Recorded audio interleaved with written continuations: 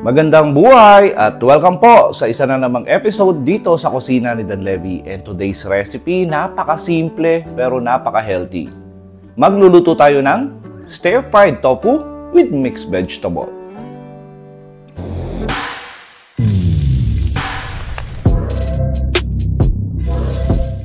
At umpisan muna natin sa paggawa ng ating stir-fry sauce. Gagamit tayo rito ng oyster sauce, mga 3 kutsara. Lagay lang natin sa malinis na mixing bowl. Tapos lagyan din natin to ng black pepper powder, asin, tapos lagay tayo ng tubig. At para sa kumpletong listahan ng ating ingredients at tamang timbang, sinulat ko po sa description box. Naglagay na rin tayo ng liquid seasoning. Tapos maganda yan, haluin natin. At maganda yan pag na-dilute ng maigi yung ating powder seasoning na nilagay. Tapos handa na natin muna yung ating mga gulay. Yung ating carrots ay hiniwa lang natin yan ng maninipis. At gagamit tayo rito ng chicharo or tawag dyan ay snow peas. Tapos red bell pepper, button mushroom, yung ating young corn, at yung ating green beans. Siyempre, kailangan natin ng broccoli flower. Para sa panggisa natin, yung ating bawang ay hiniwa lang natin yan ng pinong-pino. At masarap niyan pag medyo marami yung bawang na gagamitin natin. At gagamit din tayo rito ng sibuyas. Hiniwa lang natin ng maninipis. At yung tofu natin, katamtamang laki lang. Magpakulo lang ng katamtamang dami ng tubig. Tapos, pakuluan muna natin yung ating green beans. Takpan lang natin to ng mga 2 minuto.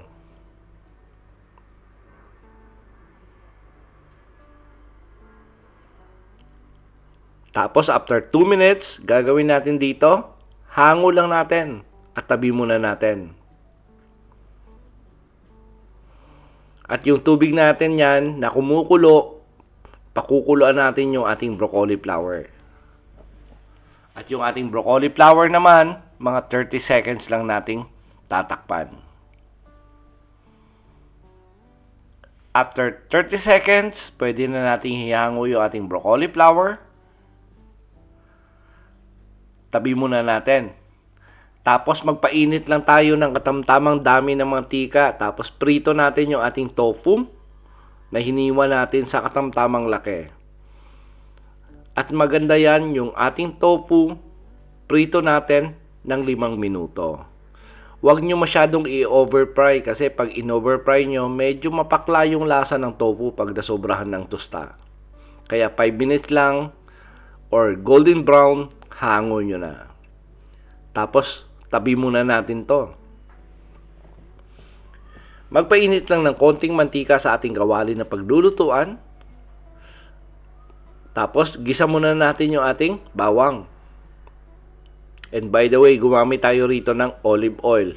Pero kung wala naman kayong olive oil, pwede naman yung vegetable oil. Sangkotsa lang natin yung ating bawang hanggang maging light golden brown. Tapos sunod na natin yung ating sibuyas.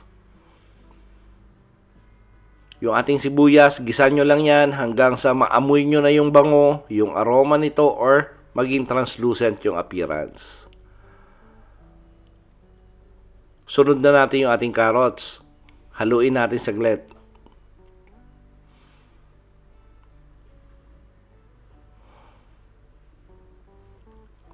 Tapos lagay na natin yung ating chicharo,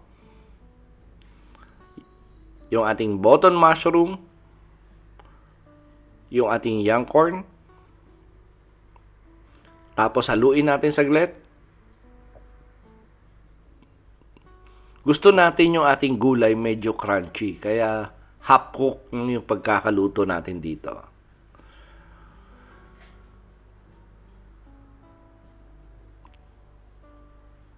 Tapos lagay na natin yung ating green beans, red bell pepper, at yung ating broccoli flower. Tapos haluin natin na maigi. At maganda yan pag medyo napipflip nyo or natutos yung inyong kawali para talagang pantay yung pagkakaluto nyo. Ngayon, pag gusto nyo ng medyo talagang luto yung gulay nyo, extend nyo na lang yung timings. Pero yung recommendation ko rito ay talagang half cook lang yung gulay para crunchy pag kinakain natin. Tapos nilagay na natin yung ating sauce. Haluin natin saglit. Tulad ng sinabi ko kanina, pag gusto nyo ng medyo saucy yung stir-fry vegetable nyo, dagdag na lang kayo ng tubig para mas marami yung sauce na parang chop suey yung pagkakaluto. Nilagay na natin yung ating tofu na pinirito kanina. Tapos, continuous lang natin yung luto natin. Tuloy-tuloy lang yung halo for about 1 minute to 2 minutes.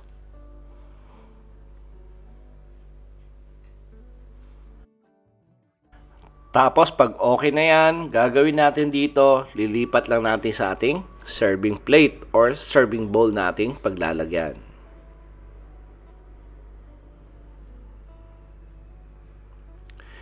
Na-imagine nyo na ba yung sarap ng ating stir-fried tofu with mixed vegetable?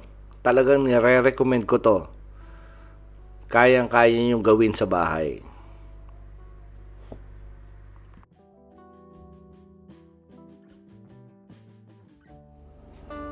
At sigurado po ako nagustuhan nyo yung recipe natin sa araw na to. Kaya please like and share this video. Tapos kung bago po kayo sa ating kusina, please don't forget to subscribe at pindutin yung notification bell para updated kayo sa mga susunod nating masasarap na recipe. Salamat sa panonood at ito ang Kusina ni Dan Levy. Kaon ta!